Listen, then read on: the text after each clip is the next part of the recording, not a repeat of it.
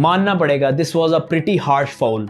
और फुटबॉल में और बाकी स्पोर्ट्स में ऐसे फाउल होते रहते हैं, और इस फाउल ने definitely grade 3 ankle ligament tear तो कॉज किया होगा। अगर हम इंजरी के एंगल ऑफ इम्पैक्ट देखें तो this is an inversion ankle sprain, जिसके अंदर आपका एंकल मीडियली या अंदर की तरफ रोटेट कर जाता है और आपके लेटरल लिगामेंट्स ऑफ एंकल या तो पार्शियली टियर हो जाते हैं या कंप्लीटली टियर हो जाते हैं। Now let's talk about ligament. Basically ligaments are fibrous connective tissues जो कि एक बोन को बोन के साथ मिलाते हैं, और वो आपके एंकल को या किसी भी स्ट्रक्चर जहां पर bone to bone endings meet कर रही हैं उसको स्टेबलाइज करती है। अगर लिगामेंट्स एंकल को स्टेबलाइज ना करें तो आपका एंकल फ्रीली मूव कर सकेगा और लूज रहेगा, जिसकी वजह से आपको काफी इंजरीज का सामना करना पड़ सकता है। आपके एंकल में 3 सेट्स ऑफ लिगामेंट्स होते हैं, medial ligaments, lateral ligaments and syndesmotic ligaments. Now based of this injury, ankle के अंदर मुड़ जाने की वजह से लेटरल लिगामेंट्स या तो पार्शियली टियर हुए हैं या completely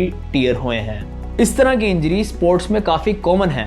now let's talk about the treatment of inversion ankle sprain. इसके अंदर आपने एक इंपॉर्टेंट प्रोटोकॉल याद रखना है, which is price.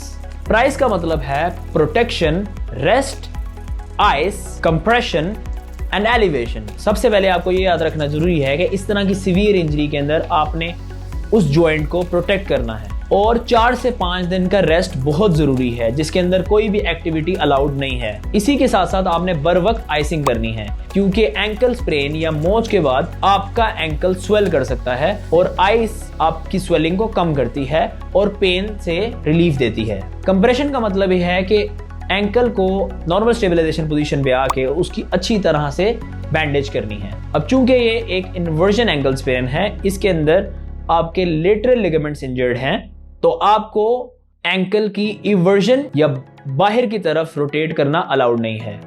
And lastly elevation या अपने लोअर एक्सट्रीमिटी को एलिवेट करना, ताकि आपके एंकल के अराउंड ब्लड फ्लो कम हो सके और आपको पेन एक्सपीरियंस ना करनी पड़े।